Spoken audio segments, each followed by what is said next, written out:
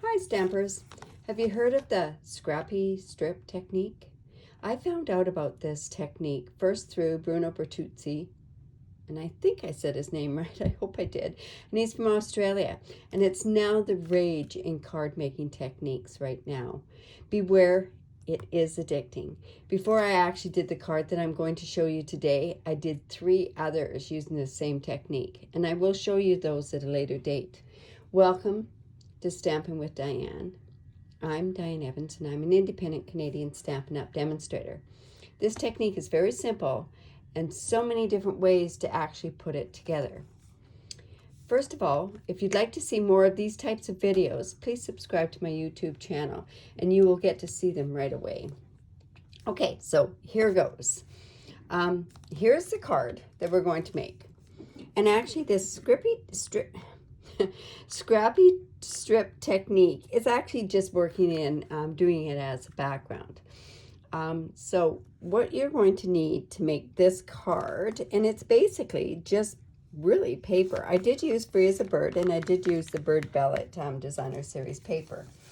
So you are going to need some pull party. Now, first of all, before I go in and I tell you all the measurements and everything, don't worry about having to jot those down. I will be leaving a link to my blog, and on my blog I have all the measurements over there along with all the supplies that you are going to need. So like I say, just don't be worried about that. The pull party is cut at 5.5 by 8.5 and scored at 4 1/4. And then we're going to have some petal pink. And the petal pink, there's 2 pieces of this petal pink. And one is at 3.5 by 4 3/4. And then there's another one at 3 1/4 by 4 1/2. You're going to need 2 different types of designs, or on this particular card I did 2 types of designs from the Designer Series paper, and those I just cut these, and you can make lots of different cards with them, but they're basically 2.5 by 3.5, and you'll see why, because what I've done is I've used this one base to cut it, and I've got it so that these measure that way. You're also going to need a piece of Whisper White and also another piece of the Pull Party, and those are the same measurements as the Designer Series paper. I did cut a couple of these pieces out from our Stitch So Sweetly, and these were just from scraps that I had lying around. Okay, so and we'll go through some of the other supplies that we need as we're going along. So you see I've got some of these already cut, but I want to show you how to cut it. Now you can take your regular paper trimmer, and because I've still got this out on my desk, I'm going to show you how to cut with this, this mini trimmer here. Now remember, you can get this if you become a demonstrator up until March the 31st. Okay, so all you're going to do, and you can do this at different lengths or different widths, like you could do it really wide and that sort of stuff. I wanted this to be a little dainty, so I just took it like that, and then I'm just moving it the other way. And I need 1, 2, 3, 4 of these strips here. I'm going to do my card exactly the same way. Like I say, this is such a fun technique. Okay, so I think I've got that. I think I've got, let's see, do I have enough? So you're going to also go in. Now, just think too, with this technique, you could use all just regular cardstock, or you could use mix and match. I found it was really,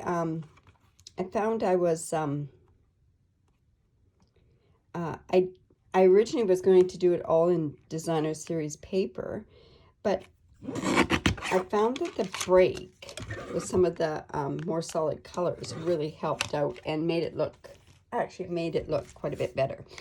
So you are going to need, so I took my, you are going to need glue, and this Tombow multi-purpose glue is about the best that you can use. Now, I despise getting glue on my hands, but no worries. I'm going to show you a way to help alleviate a little bit of that. So what you're going to do is, I think I'm going to start off with a piece like this. So I just ran a thin bead down the middle. And then I just put this, I lined this up. Now the best way to do this is to line up the thick piece first. And this one, I just wanted it to go right to the very edge. Now what I probably could have done was brought in and I probably should have, was brought in a silicone mat, but I don't think I have one that's handy here. Okay, so let's just continue to go down and finish doing this. So like I say, it's quite simple. Now the reason I used the petal pink as the background color was because I'm leaving a bit of a space in between. So like I say, you're just going to go in. You know what? I should really go get one of those mats because it's going to really help. So I'm just going to open up one of these mats.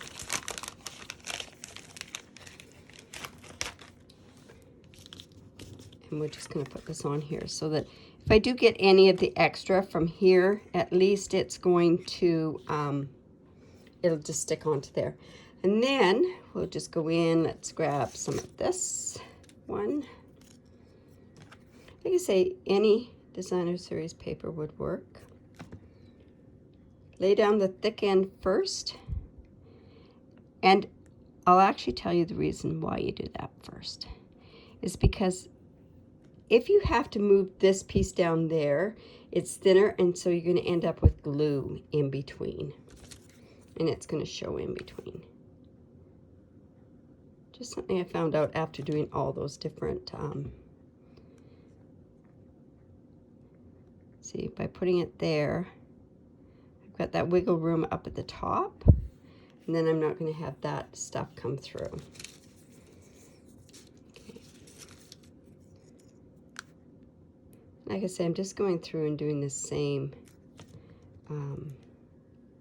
pattern as I did on that one. I really liked it. These are such pretty colors. I did one yesterday that is using some bolder colors. And I had done just the designer series paper with it. And I found that it just wasn't it. With just the designer series paper, it wasn't enough, so I had to use some plain colors in there. See, I am getting that glue all over my hands. Now you notice I always leave my glue bottle down on its side, and that's just so that the air doesn't get into it. Now see, with me moving that up now, I could have glue residue there. I was lucky enough that I didn't, but it's kind of annoying when you do. But I've got a solution for that too, so.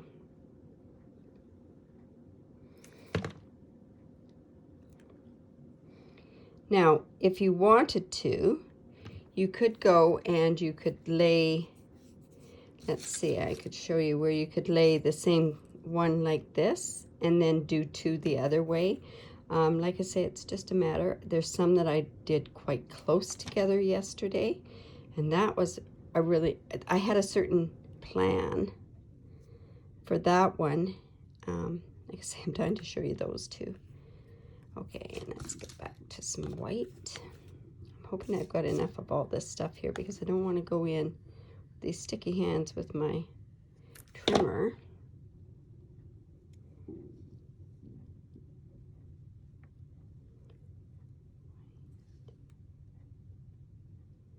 See, it's just, sometimes it's just a matter of, I'm gonna put this in there. And I wanted to take the time to show you because, like I say, it's easier when you see exactly what gets done with that, so.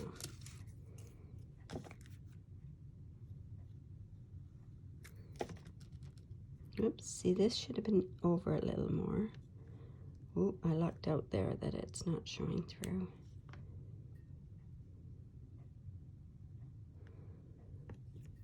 And hopefully this is going to cover it. Let's see. Yep. Might have to put a little strip in there or trim it down a little bit, but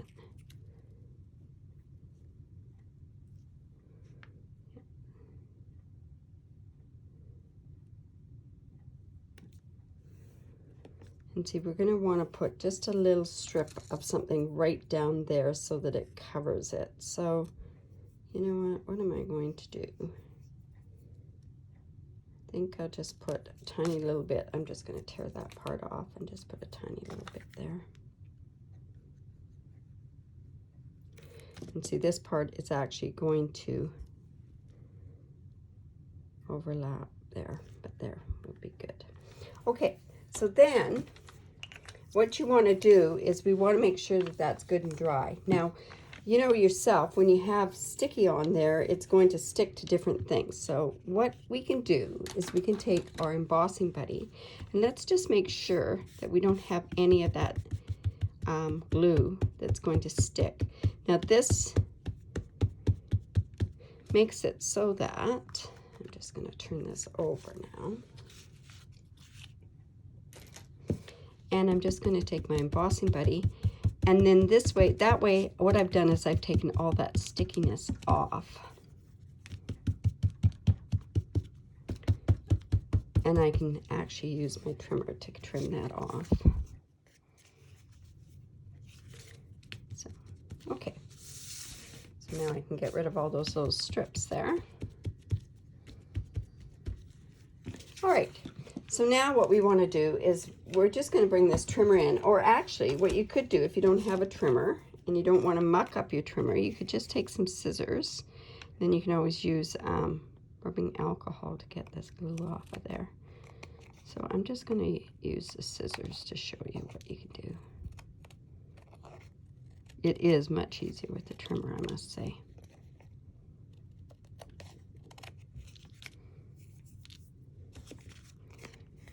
But by using that embossing buddy, at least you've made it so you don't have it so sticky all over the place.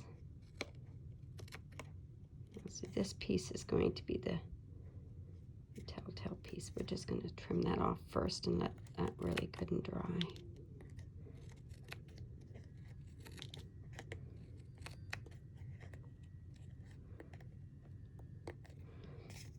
Okay, we're almost done here. Okay.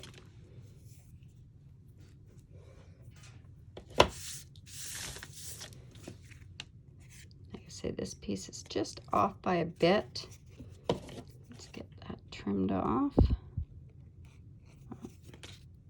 You know what? We're going to leave that like that. I think we'll be okay leaving that like that. It's just really too small of a piece. Now what I did was I turned around and I'm going to put this on there. But I don't know if you can see it or not. What I did was I wrapped some of this very vanilla scallop trim lace. And I'm just going to apply it. Now there's a right and a wrong side to that, so I'm going to apply it down here. So this piece is roughly, let's see, it's roughly by about 5 inches, I would say. So I'm just going to go in like I always do with my tear tape, and we're just going to put that down just for the ribbon. We do not want that ribbon to come off.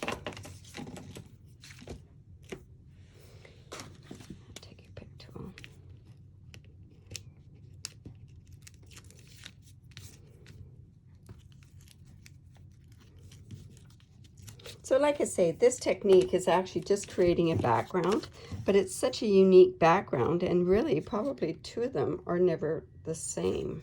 Okay, so we've made sure that that's the right way. Let's just attach that there. Onto the back. Are we straight? No. Just make sure that we're straight. There we go.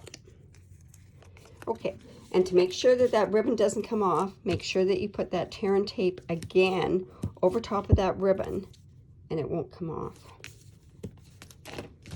Okay, the other thing that we're going to do is we're going to take some of our linen twine and we're going to wrap it around. I'm going to wrap it around twice.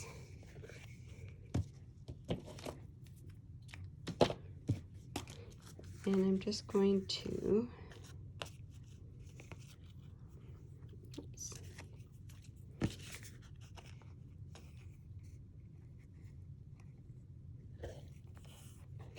And we're just going to tie it here.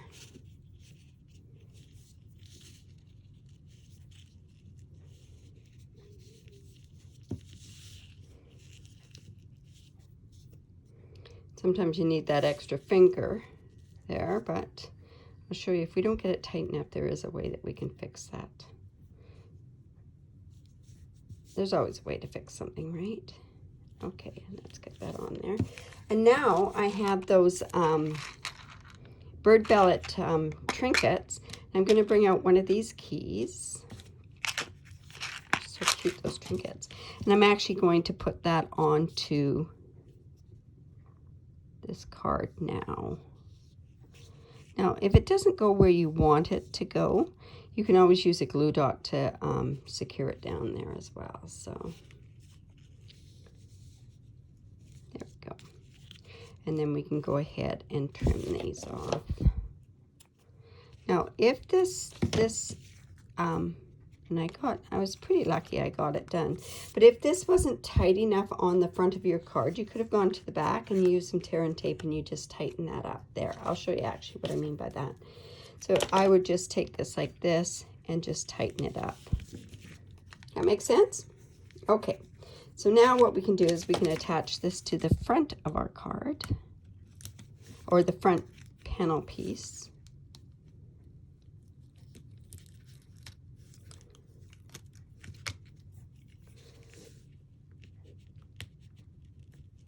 Why do I have such a hard time with this tear and tape? Anyways, okay. And we could take that piece off as well. Let's go ahead and do that so it'll secure down in the middle. Okay. So let's just put that onto this piece here. It was probably the most difficult part, was putting that ribbon on. But it definitely made it. And now we're just going to put that onto the front of the card.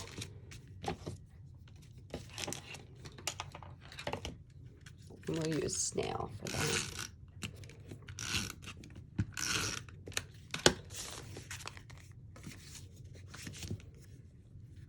And center that.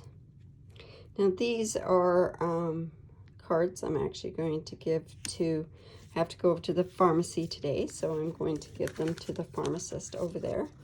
Telling them how much I appreciate them. All right, so I'm just taking from the bird bellet. I'm going to take this thank you stamp, and then I can write differently on the inside. And I'm hoping I'm going to get this on here straight.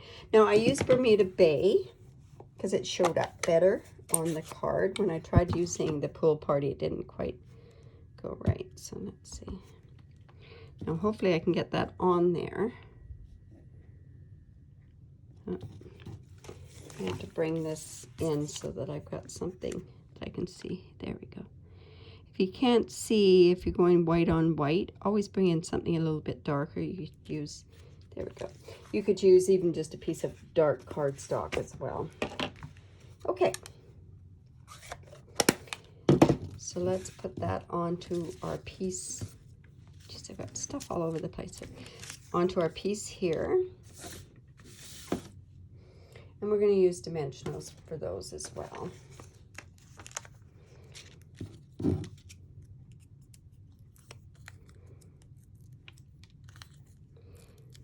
And then on this piece, when we go to, I'm also going to pop up the pool party piece. When we go to do that, you'll see where I put these. I'm going to put one up here and one down here. Now the reason being for that is so that it goes on either side of the ribbon, because otherwise then if it's on the ribbon, it'll flop. And when I did this card, I thought, "Ugh, it just needs something a little bit more." I didn't want to go too extravagant for these type cards, because this way you can make more of them, right? So I brought in my rhinestones, and I used my dark Calypso coral. Now, if you had and have some of those champagne rhinestones, you could use those as well. But this works quite well. So let's go ahead and put one there.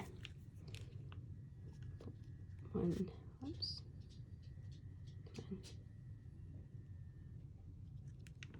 Down here. Or halfway in between maybe. And another one over here. Here we go. Okay, so there you have it. Just a simple card, but this strippy scrap technique really works well for giving different backgrounds. So if you like this, leave a comment below. I'd really appreciate that. Give me the thumbs up, and better yet, subscribe to my YouTube channel. Like I say, if you just subscribe, you'll get notification when I put another video on my YouTube channel. If you do need any of these supplies and live in Canada, I'd love to be your demonstrator. You can shop online and use this particular hostess code. And this month the tutorial is April Showers Bring Me Flowers. And there's instructions for about 14 different items on there. I'm really excited about next month's tutorial. I have a bonus tutorial, but anyways, so there you go. Thanks so much for stopping by. Bye for now.